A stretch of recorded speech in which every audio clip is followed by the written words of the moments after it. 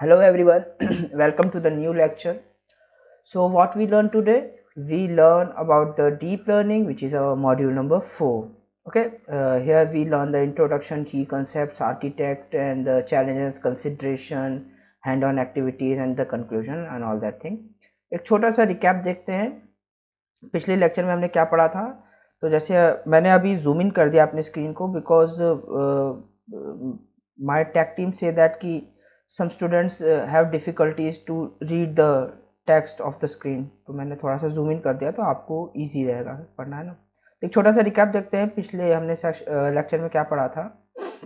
तो पिछले लेक्चर में हमने मशीन लर्निंग के बेसिक्स के बारे में पढ़ा था। हमने मशीन लर्निंग के कंसेप्ट्स देखे थे, टाइप देखे थे कि हाँ सुपरवाइज्ड लर्निंग होती है, अनसुपरवाइज्ड लर्निंग होती है, रीइंफोर्समेंट लर्निंग होती है। सुपरवाइज्ड क्या होता है? जिसमें लेबल डाटा होता है, जिसमें हम डाटा को ट्रेन करते हैं, उसके बाद टेस्ट करते हैं, ऑल दैट थिंग। अनसुपरवाइज्ड क्या होती है? अनसुपरवाइज्ड में हम लोग रॉ डाटा देते हैं, अनस्ट्रक्चर्ड डाटा देते हैं, अनलेबल डाटा देते हैं, जिसके बाद वो क्लस्टर फॉर्म करता है, एंड क्लस्टर फॉर्म करने के बाद फिर वो आपके टास्क को परफॉर्म करता है। रीइंफोर्समेंट लर्निंग मॉडल में क्या होता है?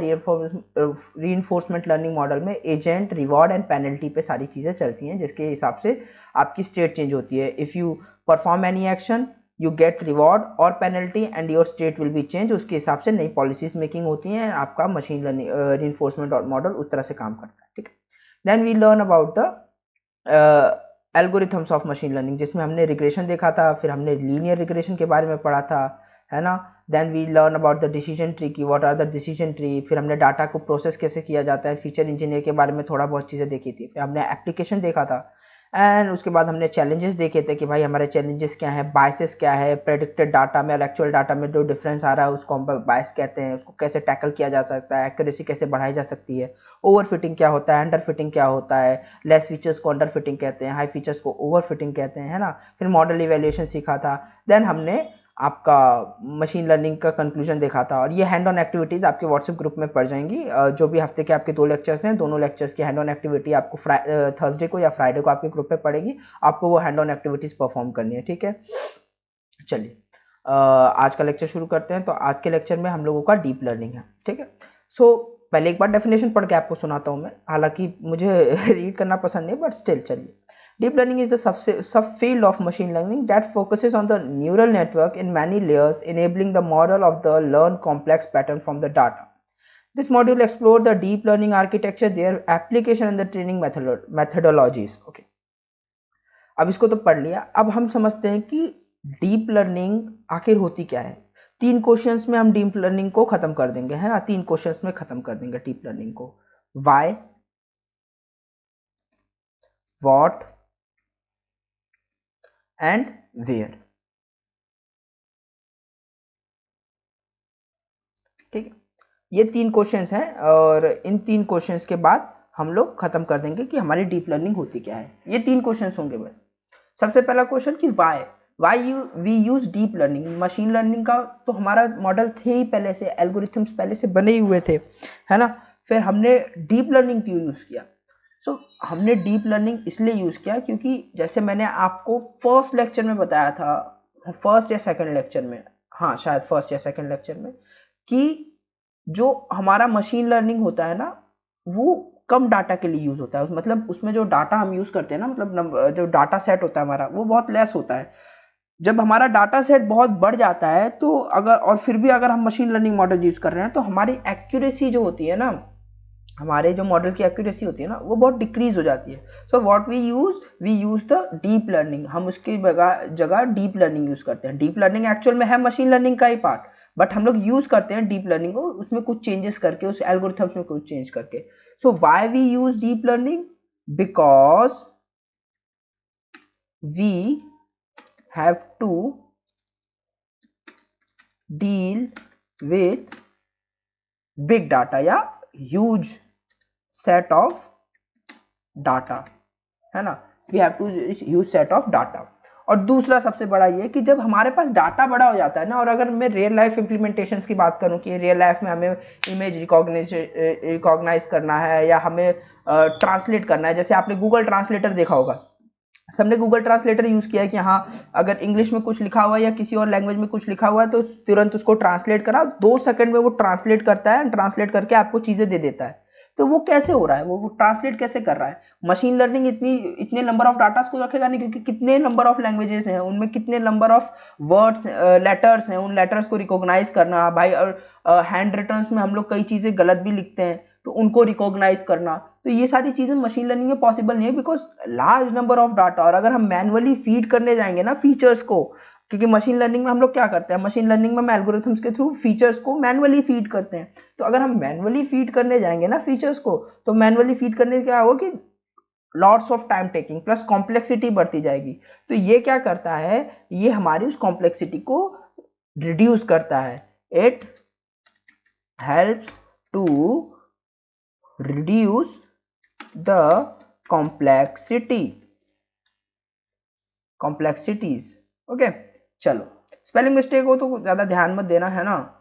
एक्चुअल में मेरे पीसी में कुछ इश्यूज आ रहे हैं कुछ दिनों से, जब से मैं लेक्चर रिकॉर्ड कर रहा हूँ, पर ठीक है कोई इशू नहीं, ट्राई करते हैं, काम ही कर रहे हैं। चल, तो ये चीज़ हो गई, है ना। क्या हो गया कि भाई हमारी जो कॉम्प्लेक्सिटीज़ हैं उनको रिड्यूस हमें करना है, इस वजह से हम लोग मशीन लर्निंग मॉडल का यूज़ करते हैं।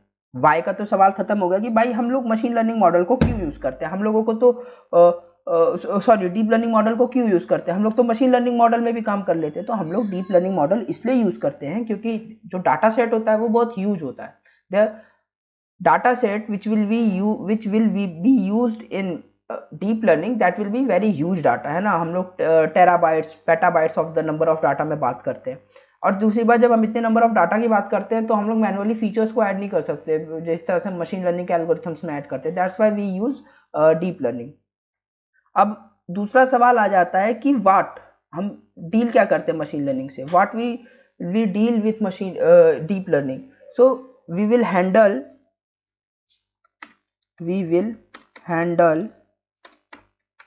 The huge amount of data, as I say कि हम लोग ह्यूज अमाउंट ऑफ डाटा को वो करते हैं, क्या हैंडल करते हैं। इसमें क्या करते हैं हम इसमें, what we will do in deep learning, we will handle the huge amount of data which is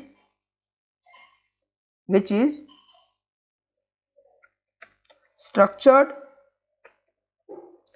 और अनस्ट्रक्चर्ड। मतलब वो स्ट्रक्चर्ड भी हो सकता है और वो अनस्ट्रक्चर्ड भी हो सकता है। That will be not a big issue. हम लोग स्ट्रक्चर्ड डाटा के साथ भी डील कर सकते हैं एंड हम लोग अनस्ट्रक्चर्ड डाटा के साथ भी डील कर सकते हैं।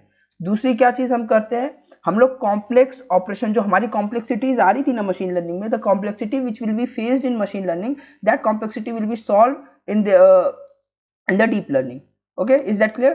कि हम लोगों की जो कॉम्प्लेक्सिटी मशीन लर्निंग में आ रही थी, जब हम लोग यूज डाटा से डील कर रहे थे, उन कॉम्प्लेक्सिटीज को हम लोग डीप लर्निंग में सॉल्व कर लेते हैं। तो complex operations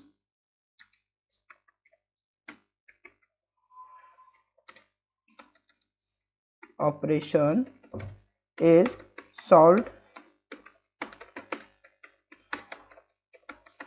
deep learning. Okay, जो कॉम्प्लेक्स ऑपरेशंस हैं उनको हम लोग डीप लर्निंग में सॉल्व करते हैं। बिकॉज डीप लर्निंग में क्या होता है कि we will give the model to the deep learning, हम लोग डीप लर्निंग एल्गोरिथम्स को मॉडल देते हैं and they will be automatically extracted the high quality of the features. वो automatically high quality of the features को extract कर देता है मॉडल से, ठीक है।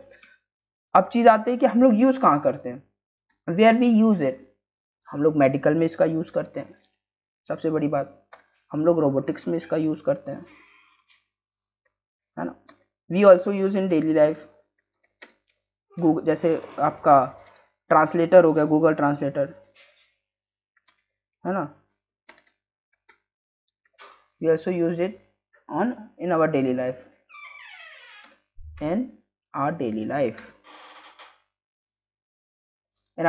ठीक है। ये चीज़ हो गई कि हम इसको अपने डेली लाइफ में यूज़ करते हैं। मेडिकल में कहाँ यूज़ करते हैं, तो मेडिकल में जैसे जो ट्यूमर सेल डिटेक्शंस होते हैं ना, when we talking about the cancer, तो कैंसर में जो ट्यूमर सेल्स होते हैं, जो एक्सट्रैक्टेड सेल्स होते हैं ट्यूमर्स के, उन सेल्स के डिटेक्शन के लिए हम लोग डीप लर्निंग का यूज़ करते हैं। रोबोटिक्स में जो हम लोग यूज़ करते हैं, जैसे मैंने आपको बताया था फर्स्ट लेक्चर में कि कई रोबोटिक्स कंपनीज़ हैं, वो रोबोटिक्स कंपनीज क्या करती हैं कि आपके डीप लर्निंग का यूज़ करती हैं ताकि जो डिसीजन मेकिंग है, प्रेडिक्शंस है, वो काफ़ी एक्यूरेटली वो कर सकें लार्ज नंबर ऑफ डाटा देख के। और डेली लाइफ में तो आपको पता है गूगल ट्रांसलेटर हो गया, एलेक्सा हो गई, इन सब चीज़ों का हम यूज़ करते हैं, ठीक है। अब आ जाती है कि न्यूरल नेटवर्क क्या होते हैं। तो डीप लर्निंग का सबसे मेन टॉपिक आ जाता है न्यूरल नेटवर्क। इसमें मैंने बता रखा है कि मुझे आपको एक्सप्लेन कैसे करना है, ठीक है। तो न्यूरल नेटवर्क क्या होता है? तो the basic unit of our brain is neurons. हमारे ब्रेन की सबसे बेसिक यूनिट न्यूरॉन्स है।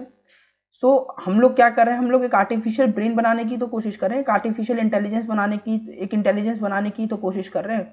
और जब भी हम कोई चीज़ हम खुद बनाने की कोशिश करते हैं उसको हम आर्टिफिशियल कहते हैं। तो हम लोग आर्टिफिशियली न्यूरॉन बनाने की कोशिश कर रहे हैं। तो हमारे ब्रेन में सबसे बेसिक यूनिट क्या होती है हमारे ब्रेन की? न्यूरॉन्स। न्यूरॉन्स के पूरे कनेक्शंस जो जब हमारे नेटवर्क सेट हो जाता है तब हमारा ब्रेन बनता है कि भाई if I am touch any hot thing, the neurons quickly said to brain that कि that's a hot thing, if I continue to touch that thing मेरा हाथ जल जाएगा, I will burn my hand, okay, ये चीज़ हो जाएगी। तो यही चीज़ होती है कि न्यूरल नेटवर्क में क्या होता है। हम लोग जब की कंसेप्ट की बात करते हैं डीप लर्निंग में, तो डीप लर्निंग में we will try to make a neural network of the artificial neurons that we will be made by the coding. हम लोग क्या करते हैं कि हम लोग आर्टिफिशियली न्यूरॉन्स बनाते हैं, कोडिंग के थ्रू न्यूरल नेटवर्क न्यूरॉन्स बनाते हैं और उसको हम लोग आर्टिफिशियली उसका नेटवर्क सेट करते हैं ताकि एक प्रॉपर मॉडल बन पाए जो कि एज सिमिलर एज ब्रेन की तरह हमारा काम कर पाए, ठीक है। दूसरा क्या होता है कि हमारी लेयर्स होती हैं। लेयर्स कैसे होती है मैं आपको बताता हूँ।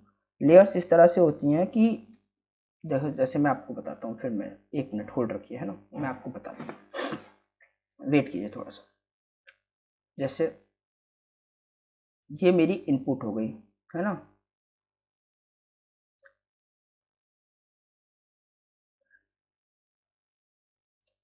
ये मेरा इनपुट मैंने दे दिया, ठीक, हाँ ठीक है, इनपुट दे दिया मैंने।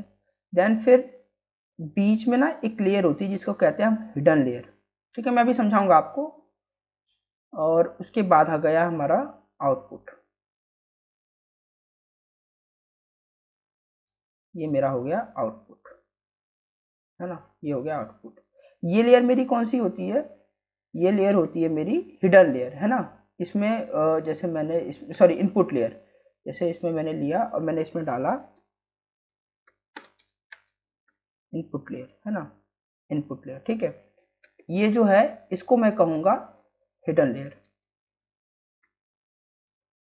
हिडन लेयर, ठीक है। ऐड नहीं हो रहा, चलो ठीक है, हिडन लेयर समझो, ठीक है। और ये जो हो गया ये मेरा हो गया आउटपुट, ठीक है, ये हो गया मेरा आउटपुट, ठीक, ये हो गया मेरा आउटपुट। अब क्या है कि जैसे मैंने कोई भी कमांड दिया, मीन्स मैंने कोई भी इनपुट दिया, इनपुट देने के बाद जैसे जैसे इनपुट दिया कि जैसे मुझे किसी ने बोला कि शिवम आपको एक कोड बनाना है, आपको एक वेब पेज बनाना है, तो किसी ने मुझे इनपुट दिया, मुझे किसी ने कमांड दिया। अब उस कमांड को फॉलो करने के लिए मेरे दिमाग में कई सारी चीज़ें चलेंगी कि हाँ भाई मुझे अगर एक वेब पेज बनाना है तो उसके लिए मुझे वेब पेज बनाने के लिए क्या करना पड़ेगा, पहले तो मुझे प्री रिक्वेस्ट रिक्वायरमेंट समझनी होगी क्लाइंट की, ओके। उसके बाद फिर मुझे उसके बेसिस पे काम करना होगा, मुझे वेबसाइट की थीम, उस वेब पेज की थीम समझनी होगी। उसकी थीम समझने के बाद फिर मैं उसका नैव बार बनाऊंगा। नैव बार के लिए मुझे अलग कोडिंग करनी पड़ेगी, है ना। नैव बार बनाने के बाद मैं फिर उसका हीरो सेक्शन बनाऊंगा। हीरो सेक्शन बनाने के बाद फिर मैं उसका फुटर बनाऊंगा और सारी चीज़ें मैं उसकी करूंगा। फिर मैं उसमें अगर मुझे एनिमेशन डालना है तो मैं उसमें एनिमेशन डालूंगा और ये सारी चीज़ें करूंगा। तो ये बीच की हिडन लेयर है, समझ रहे हैं आप, कि जैसे मैंने किसी ने इनपुट दिया कि मेक अ वेब पेज और मैंने उसको आउटपुट दे दिया वेब पेज बनाने की, पर बीच में कितने सारे प्रोसेस हुआ। बीच में प्रोसेस हुआ कि भाई मैंने पहले क्लाइंट की रिक्वायरमेंट समझी कि हाँ उसको किस तरह का वेब पेज चाहिए, then we will understand the theme कि हाँ व्हाट थीम क्लाइंट वांट्स, की थीम उसको किस तरह की थीम चाहिए। फिर उसके बाद फिर मैंने कोडिंग करना शुरू करी। मैंने एचटीएमएल के थ्रू उसका वेब पेज का नैव बार बनाया, हीरो सेक्शन बनाया, सारी चीज़ें बनाई। फिर सीएसएस के थ्रू मैंने उसमें डिज़ाइन करी। फिर जावास्क्रिप्ट के थ्रू मैंने उसमें फंक्शनलिटीज़ डाली कि हाँ इस बटन पे क्लिक करेंगे तो ये चीज़ होगी, इस बटन पे क्लिक करेंगे तो ये चीज़ होगी, एंड ऑल दैट थिंग। तो ये चीज़ क्या है, ये बीच की हिडन लेयर है। तो इसी बीच की हिडन लेयर को ना हम लोग आगे चल के समझेंगे कि बिकॉज हम लोग जो आर्किटेक्चर अभी पढ़ने वाले हैं ना, जैसे ये फीड फॉरवर्ड नेटवर्क है, ये सारी चीज़ें, इसमें हम ये चीज़ समझेंगे। अब समझिए फीड फॉरवर्ड नेटवर्क क्या होता है ना। Feed forward neural network, FNN जिसको कहते हैं, ये आर्किटेक्चर मतलब इस तरह से हमारी, इस तरह के कई नेटवर्क्स होते हैं जिसमें हमारी जो वो होते हैं ना आपका क्या कहते हैं उसको, डीप लर्निंग मॉडल्स, वो वर्क करते हैं, ठीक है। अब चलिए हम लोग फिर शुरू करते हैं कि भाई अब फीड फॉरवर्ड नेटवर्क क्या होता है। जैसे मैंने आपको ये डायग्राम बनाया था ना, मैंने आपका ये वाला, है ना, इसको ही कॉपी करता हूँ मैं, या कॉपी क्या करना, नीचे मैं इसको बाद में डाल दूंगा, आप लोग पहले इसको देखिए। तो यही मेरा, एक मिनट, हाँ, तो ये जो, हाँ ठीक है। तो फीड फॉरवर्ड नेटवर्क में क्या होता है, फीड फॉरवर्ड न्यूरल नेटवर्क में क्या होता है कि फीड फॉरवर्ड न्यूरल नेटवर्क में हमारा जो न्यूरल नेटवर्क होता है उसमें मैंने इनपुट दिया, जैसे ये मेरा इनपुट है, मैंने उस इनपुट दिया, इनपुट देने के बाद बीच में हिडन लेयर में प्रोसेस होता है एंड आउटपुट आता है। आप कहोगे ये तो लेयर्स में था ही, मैंने उसमें तुम्हें लेयर समझाई थी, लेयर्स मतलब हिडन लेयर समझाई थी। ये जो तुम्हें ये पूरा डायग्राम दिख रहा है ना, ये फीड फॉरवर्ड नेटवर्क का डायग्राम है। अब आप कहोगे फीड फॉरवर्ड नेटवर्क में इसका नाम फीड फॉरवर्ड नेटवर्क नहीं पड़ा, फिर why it will be called as a feed forward network. तो फीड फॉरवर्ड नेटवर्क इसलिए पड़ा कि आपको नाम से ही पता चल रहा है फीड फॉरवर्ड मतलब ये रिवर्स नहीं लेगा, ये बैक नहीं जाएगा। आपने एक बार कोई कमांड दे दी हिडन लेयर में, यानी एक बार जो डाटा है वो एक न्यूरॉन से ट्रांसफर हो गया तो वो दोबारा से बैकवर्ड नहीं जाएगा उस न्यूरॉन की तरफ, वो सीधे आउटपुट के लिए आगे बढ़ जाएगा। समझ रहे हैं आपकी, जैसे मैंने इनपुट दी, न्यूरॉन्स में प्रोसेस चल रहा है, प्रोसेस चलने के बाद अगर मैंने चलो इसको और सिंपल करते हैं कि क्लाइंट ने मुझे वेब पेज बनाने को दिया, अब मैंने क्लाइंट से जब एक बार रिक्वायरमेंट पूछ ली तो फिर मैं सीधे वेब पेज बनाने के काम पर आऊँगा, मैं दोबारा क्लाइंट से पूछने नहीं जाऊँगा। भाई मे भी हो सकता है कि क्लाइंट बिजी हो या कुछ और इश्यूज हो, तो मैं क्लाइंट से दोबारा पूछने नहीं जा सकता, मैं आगे ही बढ़ता जाऊँगा, मैं कोडिंग पे लग जाऊँगा। एक बार मेरा अगर हीरो सेक्शन बन गया तो मैं हीरो सेक्शन दोबारा चेंज नहीं कर सकता, मैं आगे ही बढ़ूंगा, मेरे को फिर फुटर के काम में लगना पड़ेगा। समझ रहे हैं आप मैं क्या कह रहा हूँ? तो उसके बाद मेरा आउटपुट निकलेगा। तो ये मेरा फीड फॉरवर्ड नेटवर्क होता है जिसमें इस तरह से काम करता है, जैसे इसमें लिखा भी होगा where the information flows in one direction from the input to output, जिसमें वन डायरेक्शन में चलता है, बैकवर्ड की तरफ में नहीं आ सकता है ना, ये चीज होता है। एक बहुत सिंपल फॉर्म होती है हमारे न्यूरल नेटवर्क की, ठीक है।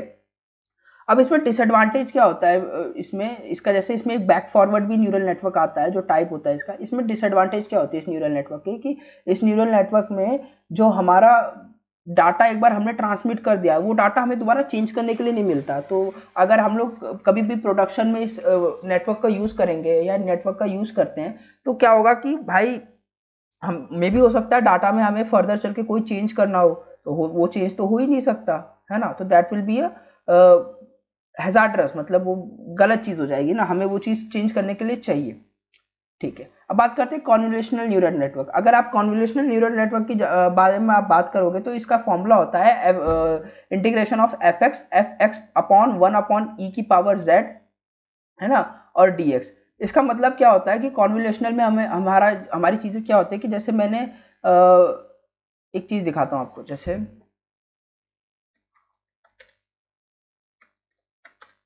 ह्यूमन रिटर्न लाइन,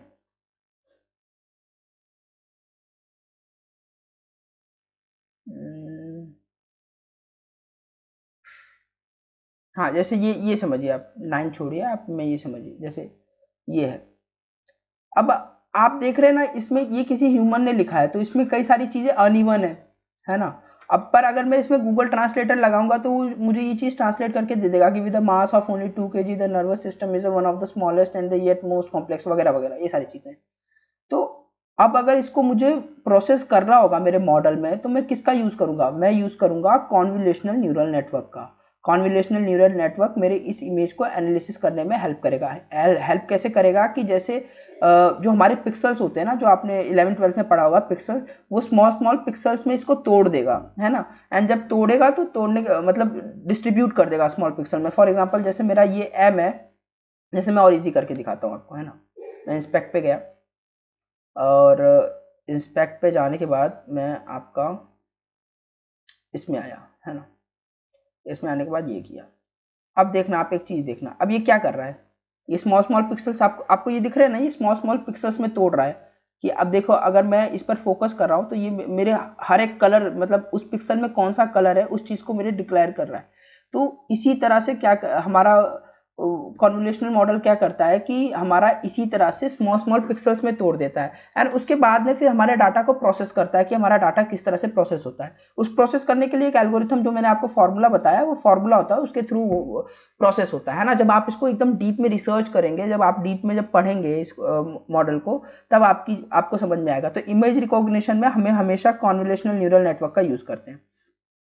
अब बात आ जाती है कि भाई रिकरेंट न्यूरल नेटवर्क क्या होता है। हाँ, रिकरेंट न्यूरल नेटवर्क क्या होता है, CNN तो हमने कंप्लीट कर लिया। रिकरेंट न्यूरल नेटवर्क क्या होता है, क्योंकि भैया इतने सारे तो न्यूरल नेटवर्क के आर्किटेक्चर्स थे, हम रिकरेंट का यूज़ क्यों कर रहे हैं? तो देखो ऐसा होता है, रिकरेंट का हम यूज़ इसलिए करते हैं क्योंकि जैसा कि तुमने फीड फॉरवर्ड में देखा था कि हम लोग एक बार आगे बढ़ जा रहे हैं हिडन लेयर में, तो हम लोग वापस नहीं आ पा रहे हैं, है ना, हम लोग वापस नहीं आ पा रहे। तो रिकरेंट नेटवर्क क्या करेगा, अब मान लो चलो ठीक है हम लोग वापस नहीं बढ़ पा रहे, हो सकता है हमारे डाटा में कोई चेंज हो, प्रीवियस डाटा हमने कुछ गलत डाल दिया हो और वो आगे बढ़ गया, है ना, और उसके बाद तो फिर हम लोग उस डाटा को चेंज कर ही नहीं सकते, है ना, हमारे डाटा मतलब एक सीक्वेंस में बना ही नहीं, जैसे मुझे उसको 1 देना था, फॉर एग्जाम्पल मैंने मुझे उसको डाटा में 1 देना था, देन 2 देना था, देन 3 देना था, देन 4 देना था, देन 5 देना था, देन 6 देना था, मैंने उसको क्या दे दिया, मैंने उसको दे दिया 1 दे दिया, फिर 3 दे दिया, फिर 5 दे दिया, फिर 6 दे दिया, फिर 7 दे दिया, इस तरह से मैंने दे दिया, मुझे एक सीक्वेंस में देना था 1 2 3 4 5 6।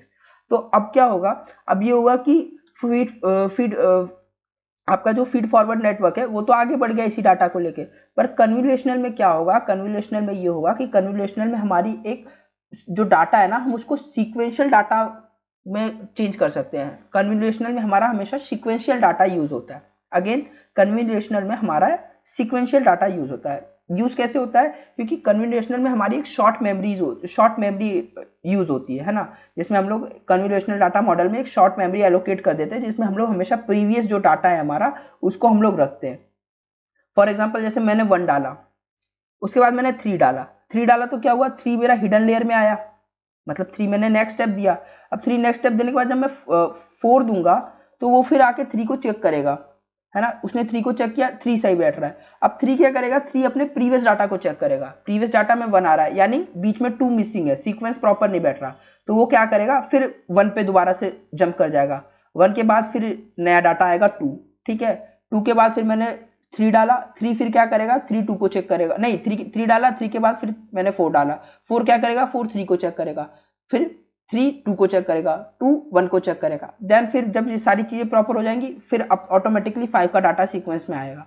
अगर 5 की जगह मैंने 6 डाल दिया तो फिर 6 4 को चेक करेगा, 5 नहीं आ रहा तो फिर वो दोबारा से 4 पर जंप करेगा और फिर 5 इंक्लूड हो जाएगा। समझ रहे हैं, अब मैं क्या करूंगा, बीच में एक लूप चलेगा, है ना, जैसे मैं आपको इसको और इजीली फोटो के थ्रू समझाऊं तो मैं आपको समझाता हूँ।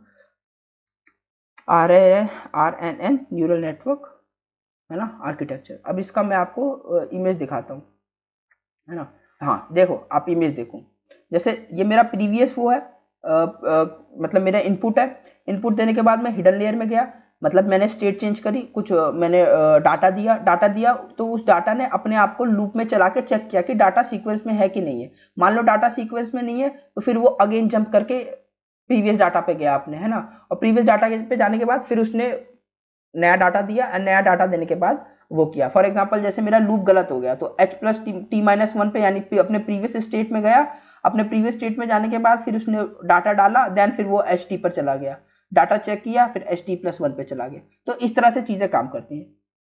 ओके, थोड़ा कॉम्प्लेक्स है पर समझने की कोशिश कीजिए, ठीक है।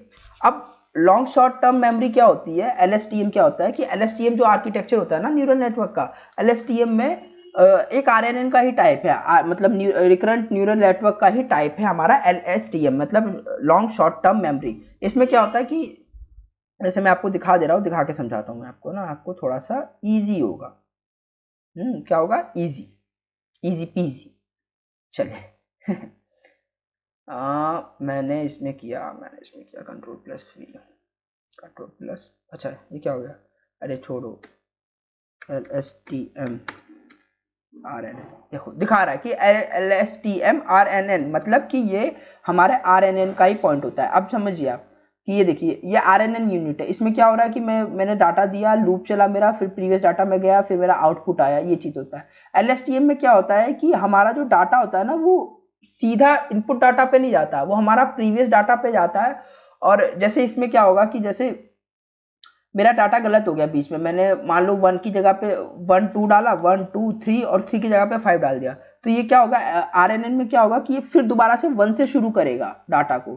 पर LSTM में क्या होगा कि हमारे पास एक शॉर्ट मेमोरी होगी जिसमें 1 2 3 सेव हो जाएगा, और 5 जो है 5 गलत डाला तो दोबारा से 5 को डिलीट करेगा और उसके बाद 4 डालेगा। समझ रहे हैं, मतलब जो प्रीवियस डाटा है वो मेरे मेमोरी में सेव हो जाएगा, शॉर्ट टर्म मेमोरी में सेव हो जाएगा, ताकि मेरा जो सीक्वेंस है वो प्रॉपर चले और बिना टाइम कंज्यूमिंग के मैं चीजें कर लूँ, ठीक है, ये हो गया।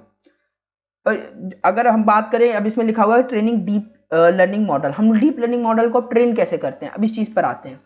तो जैसे हम लोग मशीन लर्निंग को मॉडल को ट्रेन करते हैं, वैसे डीप लर्निंग मॉडल को ट्रेन करते हैं। कैसे ट्रेन करते हैं कि पहले पहले तो हम लोग डाटा प्रिपेयर करते हैं, है ना, डाटा प्रिपेयर करते हैं। डाटा कैसे प्रिपेयर करते हैं हम लोग, डाटा प्रिपेयर करते हैं, डाटा को क्लीन करेंगे, डाटा को सीक्वेंस में लगाएंगे, या जिस मैनर में हमें डाटा को देना है। फॉर एग्जांपल कि हम लोग टेक्स्ट की चीज़ें कर रहे हैं और डाटा मेरा ओडीटी फाइल में है, तो मैं ओडीटी फाइल को टेक्स्ट में कन्वर्ट करूंगा। समझ रहे हैं आप लोग मैं क्या कह रहा हूँ, ये चीज़ है। इस तरह से हम लोग डाटा को चेंज करेंगे, ठीक है। उसके बाद हमारा आ जाता है आपका डाटा ऑप्टिमाइजेशन, है ना। हालांकि अगर मैं डाटा प्रिपेयर की बात करूं तो इसमें हम लोग लॉस फंक्शन का यूज़ करते हैं, जिसके थ्रू, जैसे आपने 11th-12th में पढ़ा होगा, लॉस फंक्शन, लॉसलेस फंक्शन, दो फंक्शंस होते हैं, है ना। तो लॉस फंक्शन में क्या होता है कि प्रीवियस जो हमारा वो वैसे डाटा होते हैं, उन डाटास को हमारे म्यूट कर देता है, मतलब जो वेस्ट डाटाज होते हैं उन डाटाज को लॉस कर देते हैं, हम लोग लॉस कर देते हैं, रिमूव कर देते हैं। पर लॉसलेस फंक्शन में क्या होता है कि उन डाटाज को हम लोग डमी ट्रैश में डाल के और उसके बाद डाटा को परफॉर्म करते हैं, ठीक है। तो डाटा प्रिपेयर हो गया हमारा, ठीक है। आप लोग ये समझिए कि ट्रेनिंग मॉडल को हम लोग सीक्वेंस में किस तरह से वो करते हैं। तो हम लोग डाटा प्रिपेयर करते हैं, ठीक है। उसके बाद हम लोग डाटा प्रिपेयर करने के बाद हम लोग क्या करते हैं, हम लोग ऑप्टिमाइजेशन करते हैं ना। ऑप्टिमाइजेशन करते हैं मतलब डाटा को प्रोसेस करते हैं, ऑप्टिमाइज करते हैं, डाटा को एक मैनर में लगाते हैं डाटा को, ठीक है। उसके बाद क्या करते हैं, उसके बाद हम लोग जो हमारा एल्गोरिथम है, हम उस एल्गोरिथम को यूज करते हैं, run the algorithm, sorry, run the algorithm. Then उसके बाद क्या करते हैं, हम लोग हाई पैरामीटर पर टर्निंग करते हैं डाटा की, है ना। हाई पैरामीटर, हाइपर पैरामीटर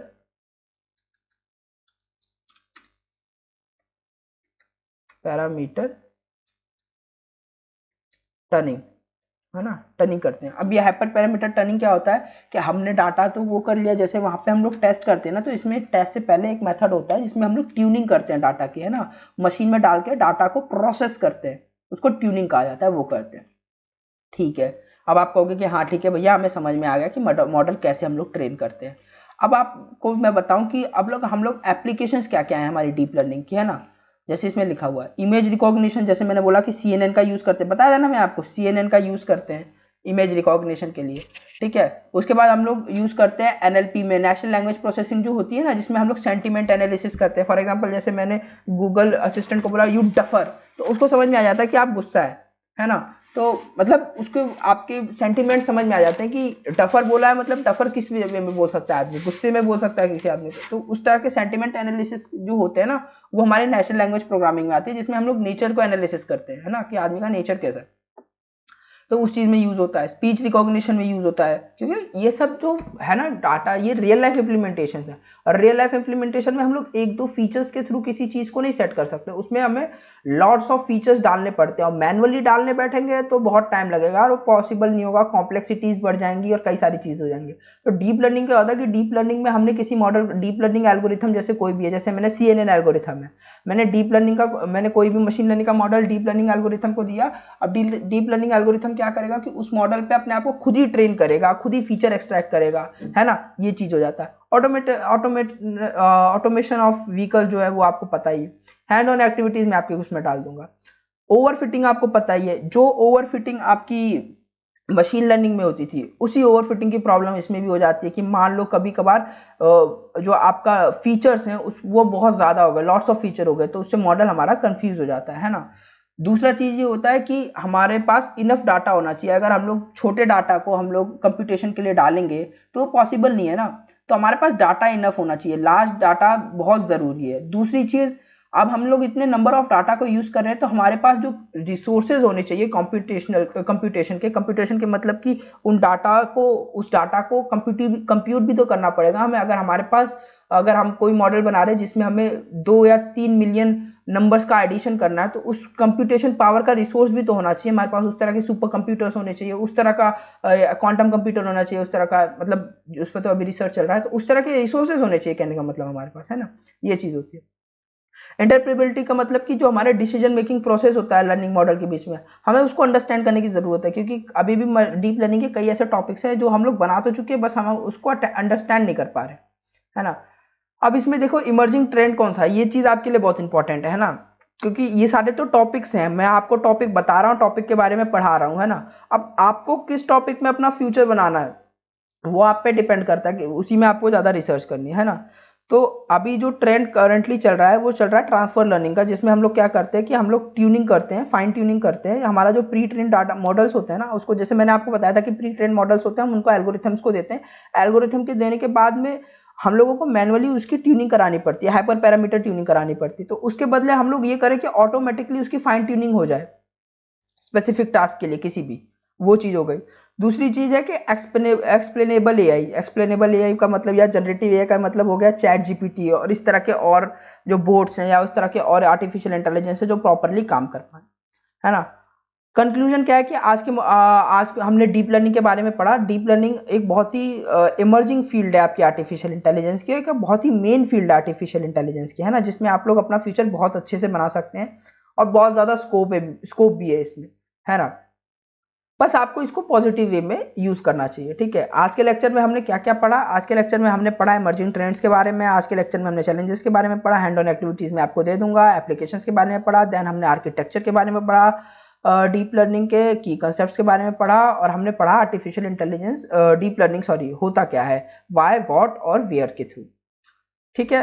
और चीज़ें आपको मिल जाएंगी। जूम इन करके बताने को बोला था, तो देखो मैंने तुम्हें जूम इन करके पढ़ा रहा हूँ ताकि तुम लोगों को समझ में आए। कोई और इशू हो तो व्हाट्सएप ग्रुप में तुरंत अपना इशू डालो, मैं हैंड टू हैंड रिजॉल्व करूँगा। तो अभी कुछ दिनों के लिए मैं थोड़ा सा बिजी हूँ, है ना, क्योंकि कुछ प्रोजेक्ट्स और चल रहे हैं, उन प्रोजेक्ट्स पे काम करना है, कुछ कोड चल रहे हैं, उन कोड्स पे काम करना है ना। हाल फिलहाल के लिए इसी के लिए दिल्ली में भी कुछ मीटिंग्स है वो करना है।